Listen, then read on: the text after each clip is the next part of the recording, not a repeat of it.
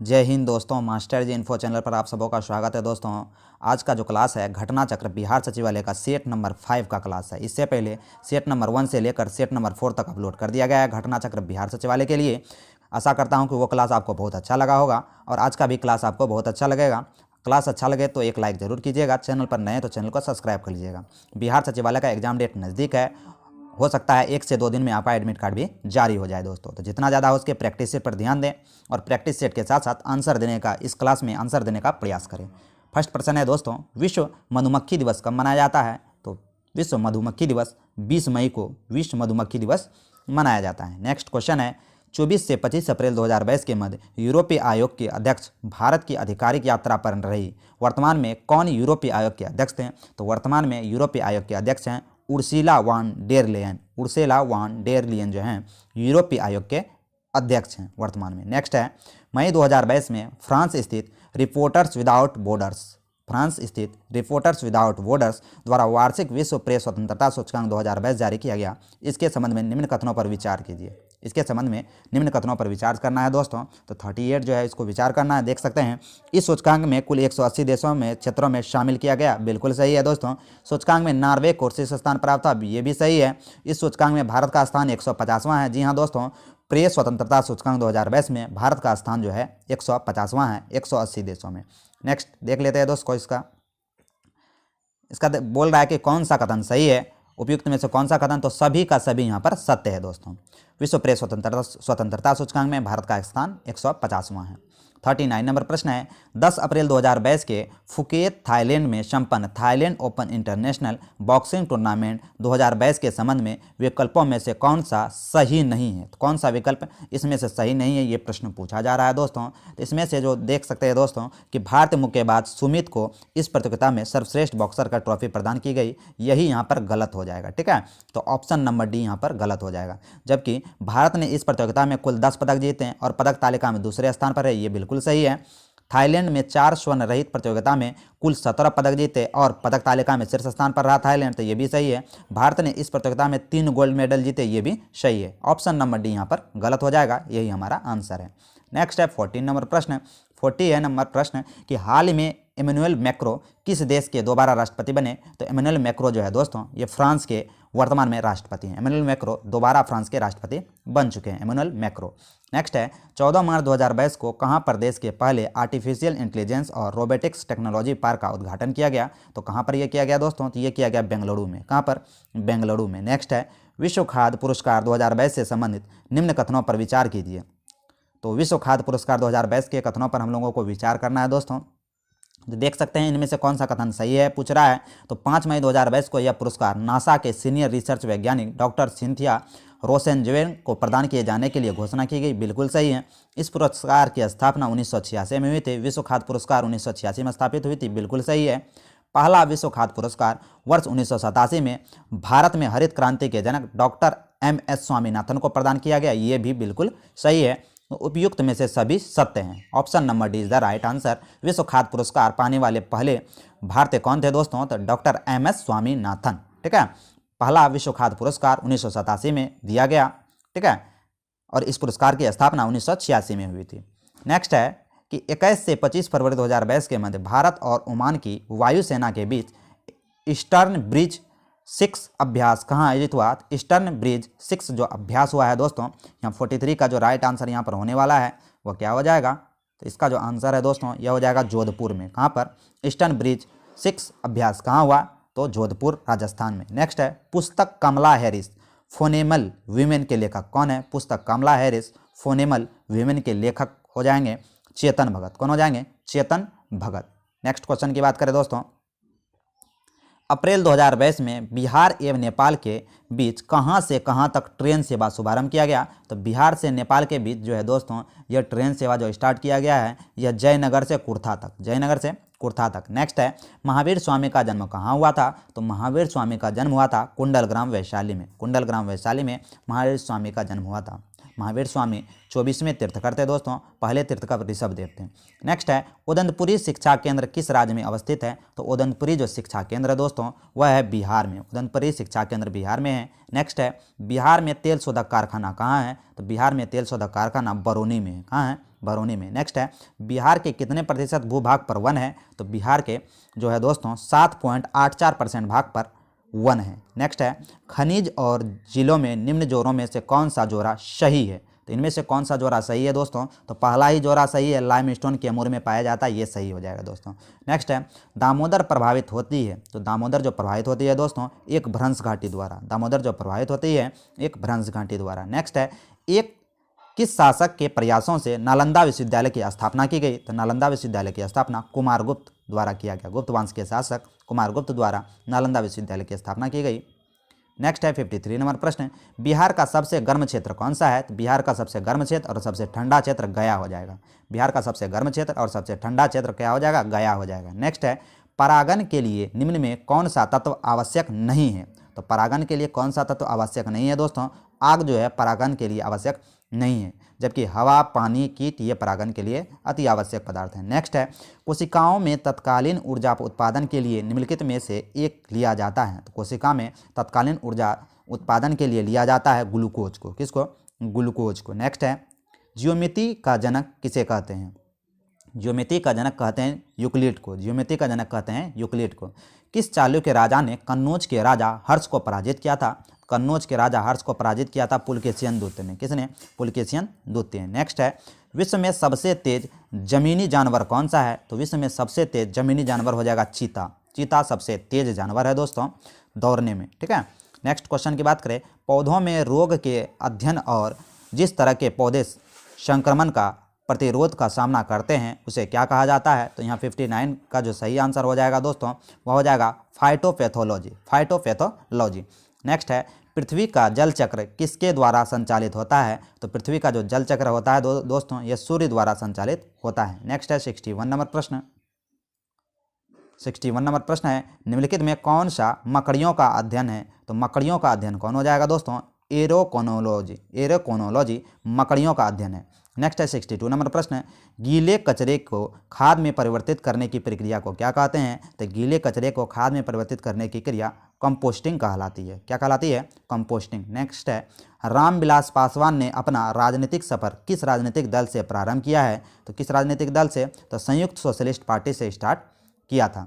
Next question की बात करें दोस्तों, बिहार में मछली उत्पादन करने वाले अग्रणी जिले कौन है? तो बिहार में मछली उत्पादन करने वाले अग्रणी जिले हैं मधुबनी और दरभंगा। कौन है? मधुबनी और दरभंगा। नेक्स्ट है कृषकों की सहायता के लिए मध्यकालीन भारतीय शासक ने पट्टा एवं कबूलियत की व्यवस्था की। तो पट्टा एवं कबूलियत जो है ये किसने स्टार्ट किया दोस्तों? तो इसका जो सही आंसर होगा वह हो जाएगा शेरशाह ने। शेरशाह ने मध्यकालीन भारतीय शासक थे जिन्होंने कृषकों की सहायता के लिए पट्टा और कबूलियत व्यवस्था का प्रारंभ किया शेरशाह सूरी ने। शेरशाह सूरी का जो मकबरा है दोस्तों वो सासाराम बिहार में है।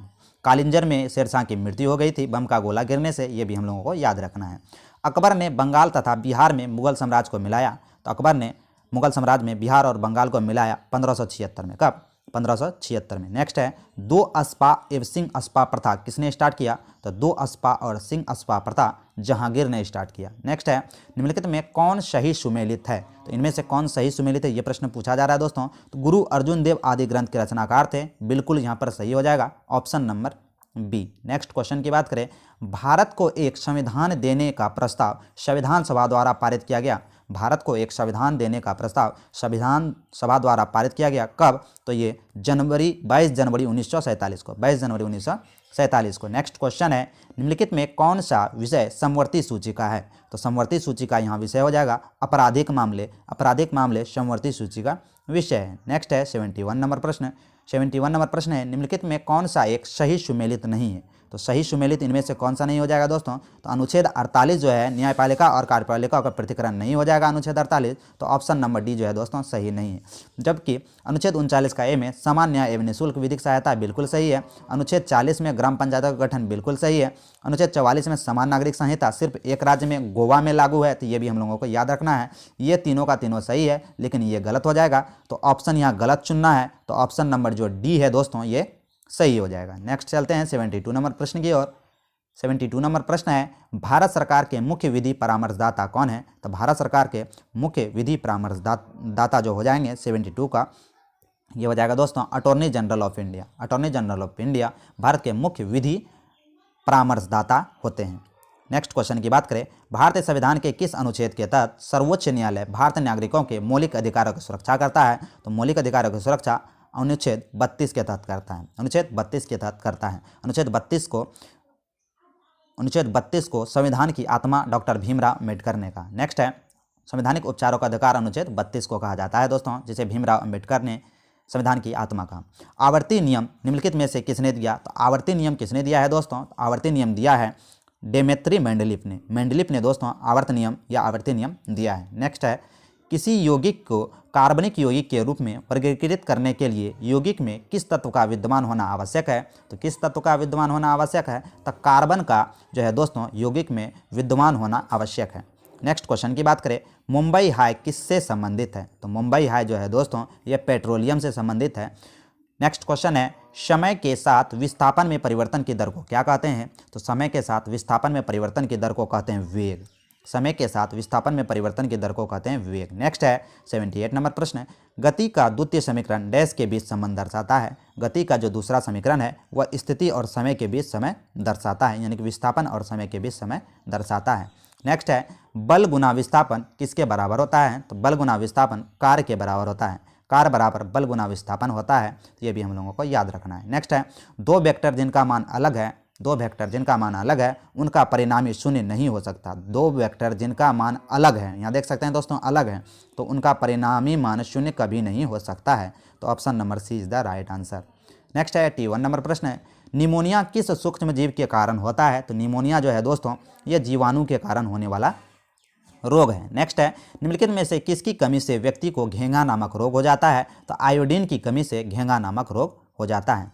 नेक्स्ट है दोस्तों 83 नंबर प्रश्न है, पियरे क्यूरी ने हेनरी बेकुरल और अपनी पत्नी मैडम क्यूरी के साथ डैश से संबंधित खोजों के लिए वर्ष 1903 में भौतिकी में प्राप्त नोबेल पुरस्कार को साझा किया। तो भौतिकी में नोबेल पुरस्कार रेडियोधर्मिता की खोज मैडम क्यूरी, हेनरी बेकुरल और पियरे क्यूरी द्वारा, यानी कि पी क्यूरी, एम क्यूरी और दोस्तों हेनरी बेकुरल को संयुक्त रूप से 1903 में रेडियोधर्मिता की खोज के लिए भौतिकी का नोबेल पुरस्कार दिया गया। नेक्स्ट क्वेश्चन की बात करें 84 नंबर प्रश्न, वीडियो अच्छा लगे तो एक लाइक जरूर कीजिएगा, चैनल पर नए हैं तो चैनल को सब्सक्राइब कर लीजिएगा। 84 नंबर प्रश्न है, विस्फोटक बनाने के लिए निम्नलिखित में से किसका उपयोग होता है? तो विस्फोटक बनाने के लिए जो उपयोग होता है दोस्तों नाइट्रोग्लिसरीन का। विस्फोटक बनाने के लिए नाइट्रोग्लिसरीन का उपयोग होता है। नेक्स्ट है, कैल्शियम हाइपोक्लोराइड का सामान्य नाम क्या है? तो कैल्शियम हाइपोक्लोराइड का सामान्य नाम ब्लीचिंग पाउडर है। क्या है? Bleaching powder. नेक्स्ट क्वेश्चन है, भोजन को नली से होते हुए धकेलने के लिए नाल की मांसपेशियों के स्तर को लयबद्ध संकुचन को क्या कहते हैं? तो लयबद्ध संकुचन को क्रमसंकुचन या कुंचन कहते हैं।